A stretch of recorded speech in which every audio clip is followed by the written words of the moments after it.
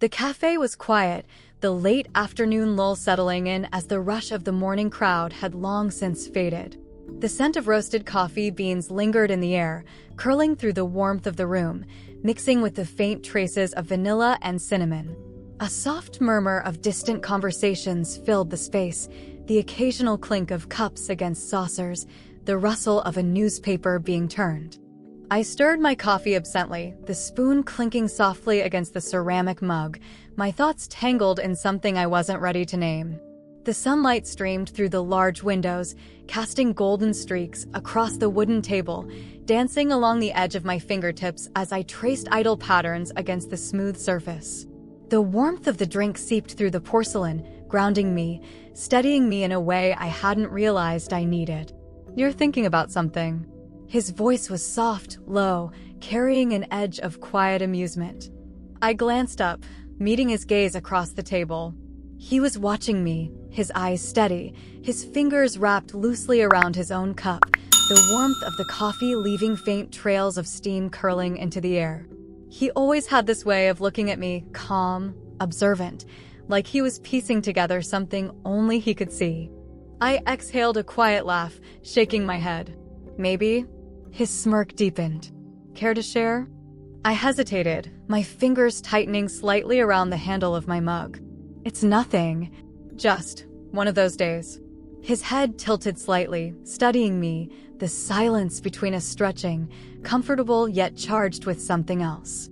"One of those days," he echoed, his voice quieter now. "I know the feeling." I hummed, glancing back down at my coffee, my thoughts slipping once more into the quiet space between us. The weight of his gaze lingered, pressing gently against my skin, a quiet heat that I couldn't quite ignore. And then, his fingers brushed against mine. It was subtle, a small movement, a shift in the air between us. But it was enough.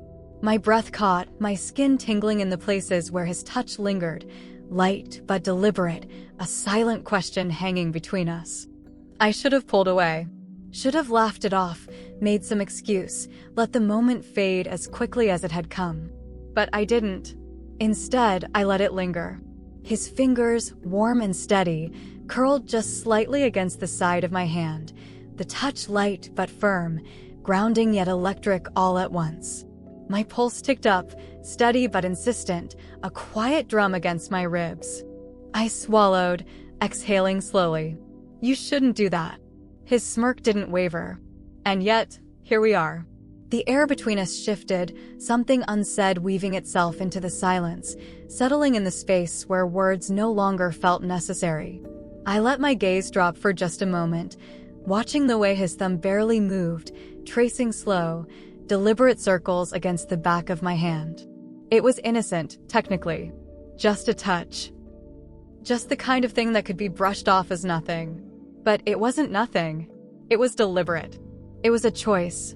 The cafe suddenly felt smaller, the air thicker, charged with something I wasn't sure I was ready to name.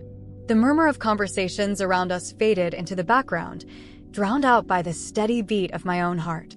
I could still feel the warmth of my coffee cup against my other hand, but it felt distant, insignificant compared to the quiet, steady pressure of his fingers against mine. "You don't have to move," he murmured, his voice quieter now, almost hesitant. I swallowed hard, my thoughts spinning, my pulse quickening against my will. "That's the problem." He exhaled a quiet laugh, shaking his head. "You always think too much. And you don't think enough." A slow smirk. "Maybe, but maybe that's why this works." His fingers shifted again, barely perceptible, but the sensation sent another quiet shiver through me. My breath hitched slightly, though I quickly masked it with another slow sip of coffee. The ceramic felt cool against my lips, grounding, but not enough. Not nearly enough. I could end this. I could pull my hand away, make a joke, steer the conversation back to safer waters. But I didn't. I let the silence stretch, let the moment settle into something neither of us wanted to acknowledge, but neither of us was willing to break. "You shouldn't do that," I repeated, softer this time, less certain. His grip didn't tighten, but it didn't loosen either. "Then tell me to stop." I opened my mouth, and nothing came out. Because we both knew. I wasn't going to. The silence between us thickened, stretching taut, pulling tighter with every slow, deliberate second that passed. I could still feel his fingers against mine, warm, steady, unmoving. A silent dare, a quiet challenge hanging in the air between us, waiting for me to acknowledge it, to name it, to break it. But I didn't. I let it linger. I let the weight of his touch settle over me, let the realization sink into my skin, burrow into my bones. This was something neither of us had planned, something that shouldn't have happened. And yet, here we were. His thumb brushed against the inside of my wrist, the movement so small, so barely there that it might have been a mistake. But it wasn't. It was deliberate. Just like the way his eyes hadn't left mine, hadn't wavered, hadn't given me a single moment to pretend this wasn't happening. "You're quiet," he murmured, his voice low, smooth. I swallowed hard, my pulse ticking faster beneath his touch. "So are you." A small smirk tugged at the corner of his mouth. Maybe I'm waiting. My breath caught, my fingers twitching against his, instinctively flexing, reacting. For what? His gaze dipped lower, lingering at the point where our hands met, where his touch burned against my skin. "For you to decide." The words sent a slow, lingering heat curling through me, settling somewhere deep, somewhere I wasn't ready to acknowledge. My mind screamed at me to pull away, to step back, to stop this before it unraveled into something neither of us could control. But my body had already made its choice. I exhaled, a slow, shaky breath that did nothing to steady me. "This is a bad idea." His thumb traced another soft, lazy circle against my skin. "Probably." And yet, I didn't finish, my voice catching, my thoughts slipping into the unspoken space between us, into the hum of tension that thickened with every breath we took. His fingers shifted, a subtle shift, but enough to let me know that this wasn't just about a touch anymore. This was about permission, about choices, about the moment before everything changed. "Tell me to stop," he murmured, his voice barely above a whisper now, his breath brushing against my skin. I swallowed hard, my grip tightening around my coffee cup, the ceramic cool against my heated skin.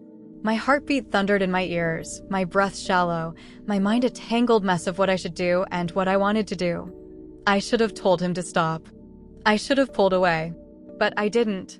Instead, I let my fingers curl against his, just slightly, just enough to answer the question he hadn't asked out loud. His gaze flickered, his smirk fading into something else, something deeper, something heavier. His fingers tightened around mine, the warmth of his palm pressing against my skin, grounding me, anchoring me to the moment.